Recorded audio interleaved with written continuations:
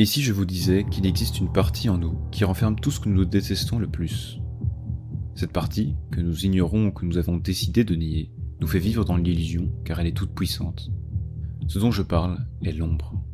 C'est cette partie de nous qui nous rend misérables et qui nous fait faire des choses que nous n'avons pas voulu et que nous n'avons pas compris, car elle est incontrôlable et invisible à notre propre perception, sans une bonne compréhension de son phénomène. Sans la maîtrise de l'ombre, nos réactions innées sont inappropriées, nos pulsions sont autodestructrices et notre perception de la réalité est fausse. Mais il existe un moyen de comprendre et de surmonter cette partie inconsciente de notre personnalité, cachée au plus profond de nous. Et le meilleur, c'est qu'une fois que l'on comprend notre ombre, on a alors accès à son trésor, la réalisation entière de notre potentiel. Cette vidéo va vous montrer comment.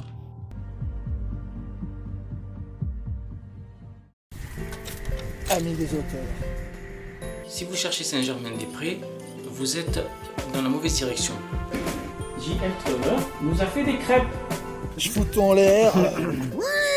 Et donc tu fais le con tous les mois. Je fais le compte tous les mois. Ça va faire de la pub, l'ami des auteurs, mais pas comme vous croyez. Salut les scribouillards. Chaque vidéo que je fais m'apporte des idées et des pistes de réflexion pour les suivantes. Et entre le tournage de 2 vidéos, ces idées circulent, viennent, s'ouvrent vers d'autres perspectives. Et ce qui est vrai pour les vidéos l'est aussi pour l'écriture. Et il a fallu que je relance cette chaîne YouTube, que je me lance le défi de sortir une vidéo toutes les semaines pour le comprendre.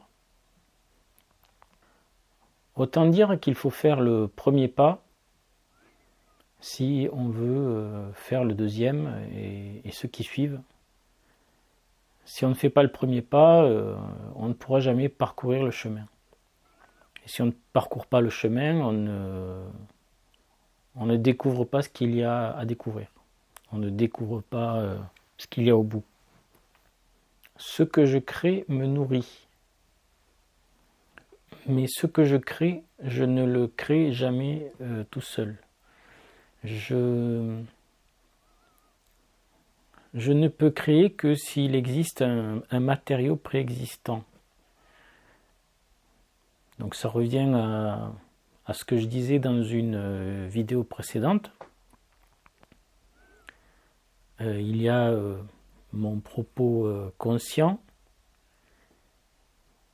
et il y a l'ombre au sens jungien qui travaille en arrière-plan pour que je puisse créer quelque chose. C'est l'ombre qui me fournit la matière pour un livre, pour les mots qui sortent de ma bouche en ce moment.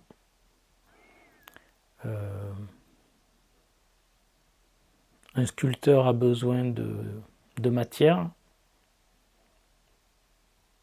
Donc on ne crée jamais tout seul.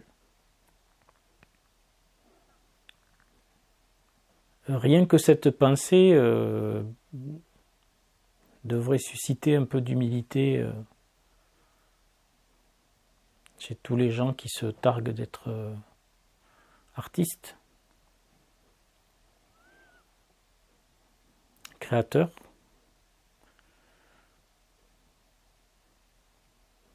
Des gens qui se sont faits tout seuls, comme ils disent. Pas tout à fait.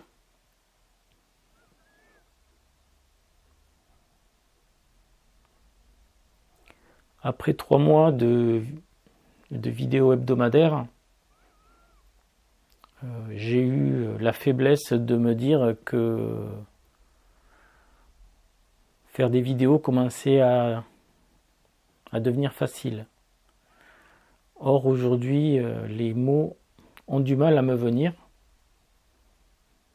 Donc j'en déduis que j'ai parlé un peu vite. Donc il faut créer, il faut se mettre en mouvement, il faut passer à l'action, il faut faire le premier pas pour que la matière qui va nous servir à travailler, à façonner notre œuvre, se manifeste. La nature n'a pas besoin de moi pour créer, mais moi j'ai besoin de la nature.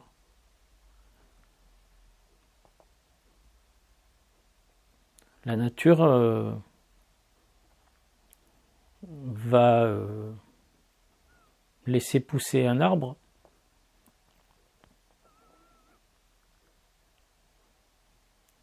et le laisser grandir et le laisser donner ses fruits. Si je veux planter un arbre là où je veux qu'il donne des fruits,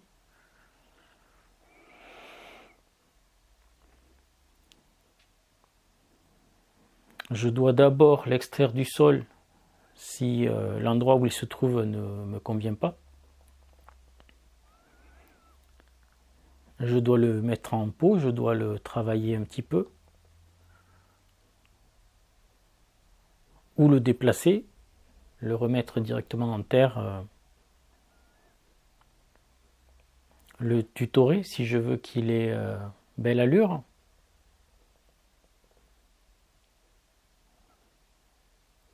Je peux agir sur cet arbre, je peux choisir l'endroit où il va se trouver, je peux éventuellement lui donner une forme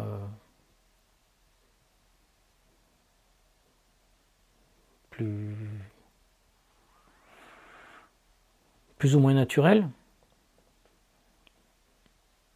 mais toujours est-il qu'il faut que l'arbre soit préexistant à mon action. Donc lorsque j'écris un livre, il me faut une matière qui préexiste. Donc bien sûr, il me faut des outils, soit une feuille et un stylo, soit mon ordinateur. Et ça, c'est pour la partie matérielle.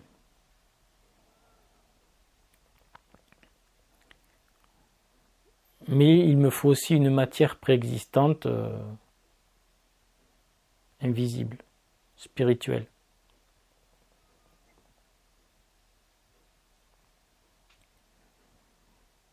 L'écrivain, selon moi, ne fait que mettre en forme cette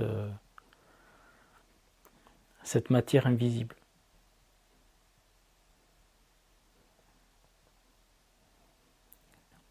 Et encore pas tout seul. Du moins, la conscience de l'écrivain ne travaille pas seul. Donc l'ombre qui n'est qu'un intermédiaire, quelque part, qui n'est qu'un point de jonction entre l'être incarné que je suis, l'être humain que je suis, l'écrivain que je suis, et le créateur, l'esprit créateur, qui est en moi, mais qui est aussi en dehors de moi.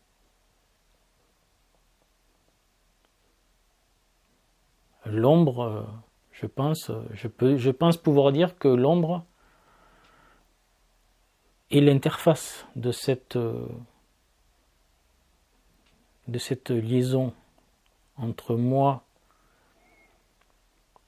qui suis matériel, qui suis là, qui suis visible,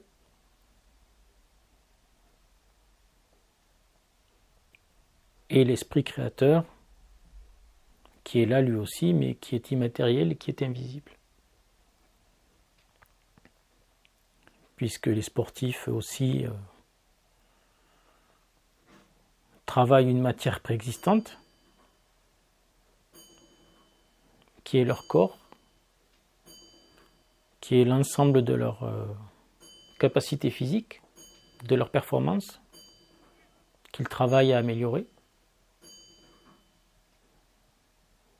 Quoi qu'il en soit, ils travaillent une matière préexistante. Puisque s'ils ne sont pas incarnés dans le monde, ils ne peuvent pas devenir de grands sportifs.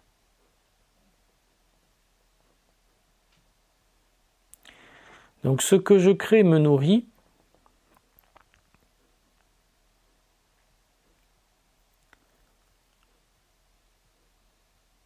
L'œuvre se nourrit elle-même.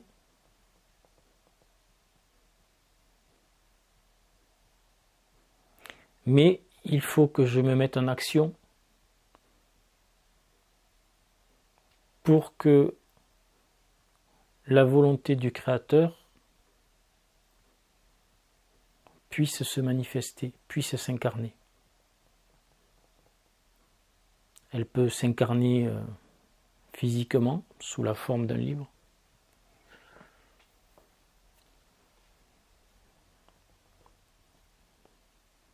Sous la forme d'un sportif qui bat des records et qui gagne des médailles.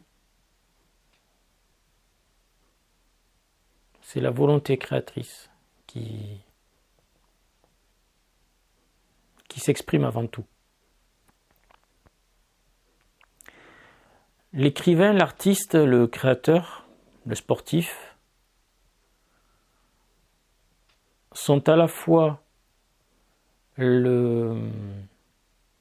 l'outil qui permet à la volonté créatrice de se manifester,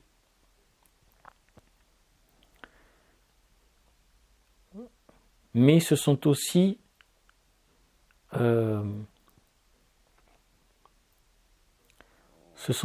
les interférences que l'ego, que la conscience de l'écrivain, de l'artiste, ce sont les interférences qui brouillent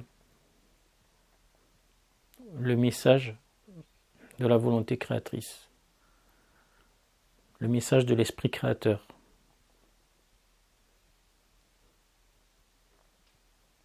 Et c'est pour ça qu'une œuvre ne sera jamais parfaite. Plus l'ego du créateur est important,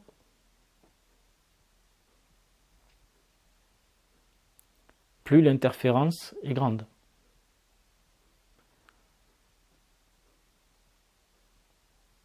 Ça ne veut pas dire que l'œuvre sera forcément médiocre, mais ça c'est encore un autre problème. J'en parlerai peut-être aussi de la réception du public, de la réception de l'œuvre par le public. Est-ce que le public est sensible à la beauté du message divin, du message de l'esprit créateur, ou est-ce que le public a des considérations plus terre à terre et préfère des choses des œuvres entre guillemets qui vont flatter son ego, flatter ses bas instincts, flatter sa vanité,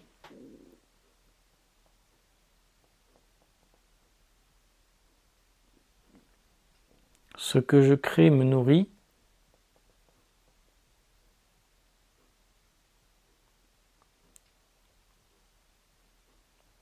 Ce avec quoi l'esprit créateur me nourrit me permet de créer.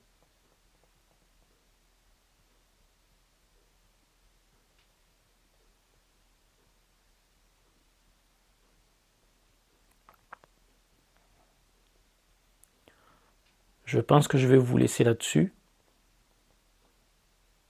parce que je pourrais partir très loin. J'ai l'impression que je suis déjà parti assez loin.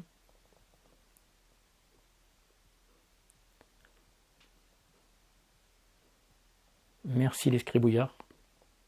À très bientôt.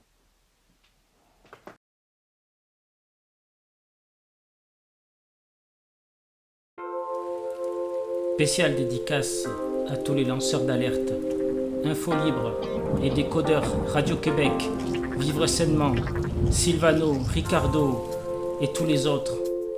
À tous les éveillés, Pilule Rouge. Where we go one, we go all. De la nuit des auteurs au Sud-Ouest Sound, je suis le plus recherché de l'underground. Ici Radio L'Ombre, le média des jours sombres. Je profite de l'été et j'attends la rentrée. Dès la rentrée, j'irai surfer sur la 4e vague. Ne crois pas que je divague sur la 4e vague. Est-ce que ça phare? Je laisserai Macron se prendre tard. C'est un mauvais film, un mauvais feuilleton de l'été. Une télé-réalité très très mal scénarisée. Face aux forces du mal, il faut garder le moral. Cette balade estivale ouvre le bal du funky festival. Pas du festival de Cannes où tout le padam se pavane. Prépare le Doliprane car le delta plane. Les stars de l'écran promettent la nouvelle vague. Mais je ne suis pas client de ce genre de blague. Rien à voir avec du Godard, ça sent surtout le traquenard ou la sale ruse de renard. Au ciné cet été, ce sera Mad Vax. Vax la menace ou Sinifurax. C'est l'effet 4e vague, est-ce que ça phare? Comme Brise de Nice, j'attends qu'elle surgisse des abysses. L'OMS l'a promise, la picouse est requise. Mais moi je préfère rider sous la summer breeze. De la nuit des auteurs au Sud-Ouest Sound, je suis le plus recherché de l'underground. Ici Radio L'Ombre, le média des jours sombres. Je profite de l'été et j'attends la rentrée. Dès la rentrée, j'irai surfer sur la 4e vague. Ne crois pas que je divague sur la 4e vague. Est-ce que ça phare? Je laisserai Macron se prendre tard. L'été est bien là, mais on ne baisse pas les bras. On fait avec ce qu'on a, on continue le combat. Quand il le faudra, on sera là. Les yeux tournés vers l'Arizona. Véran, véreux, envoie la poudre aux yeux. Celle qui sort de son nez, sacrée soirée à l'Elysée. Retour de passe-passe sanitaire, on n'en a rien à faire au code QR. Laissez-les au vestiaire, la goutte promet la matraque et la seringue. La dictature en marche nous promet une vie de dingue. Pendant ce temps sur la plage, Coco câline. Et en mer de Chine, le parti Coco combine. C'est l'effet 4e vague, est-ce que ça phare? Comme Brise de Nice, j'attends qu'elle surgisse les abysses. L'OMS l'a promise, la picouse est requise. Mais moi je préfère rider sous la summer breeze. De la nuit des auteurs au Sud-Ouest Sound, je suis le plus recherché de l'underground. Ici Radio L'Ombre, le média des jours sombres. Je profite de l'été et j'attends la rentrée. Dès la rentrée, j'irai surfer sur la 4e vague. Ne crois pas que je divague sur la 4e vague. Est-ce que ça phare? Je laisserai Macron se prendre tard. De la nuit des auteurs au Sud-Ouest Sound, je suis le plus recherché de l'underground. Ici Radio L'Ombre, le média des jours sombres. Je profite de l'été et j'attends la rentrée. Dès la rentrée, j'irai surfer sur la 4e vague. Ne crois pas que je divague sur la 4e vague. Est-ce que ça phare? Je laisserai Macron se prendre tard. Radio L'Ombre, média des jours sombres. Fred Candian, rappeur de la fin des temps. Ou comme on dit si bien, écrivain des temps de la fin.